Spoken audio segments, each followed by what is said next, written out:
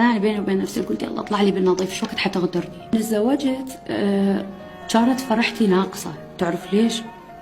يعني سعادة مو كاملة، انه انت شخص متعرف عليه جديد، شخص يحاول يبين لك انه اني ما اشبه البقية، انه اني غير عن البقية. شافني بنية دا احاول ارمم الخراب اللي بداخله، عرفت؟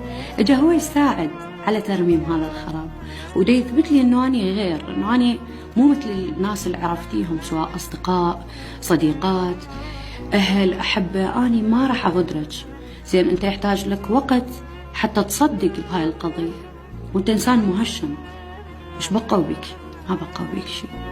طعنات، على غدر، على نكران جميل ومعروف، فانت شلون؟ ففهد من دخل بحياتي كنت متخوفه. هذا أنا بيني وبين نفسي قلت يلا اطلع لي بالنظيف، شو وقت حتى غدرني. تخيل، يعني ما كنت مؤمنه بهاي القضيه حيل، الى ان هو حاول، وهاي انتقاله عظيمه، حاول وتعب بهذا الموضوع لحتى يبين لي انه اني شهد والله ما اشبهه. حبيته، قلت لك بحب وسعاده وراحه. احمد الذهبي تحيه له، يقول اجتني الراحه بس ما شافت البال، عرفت؟ فاني اجتني الراحه بس كان بالي متشتت. الراحه هو فهد، اوكي، بس البال ضايع. تعال جيبي اللي رجع لمكانه، وهاي قضيه كبيره، عرفت؟ بس هو كان كفؤ بهاي المساله.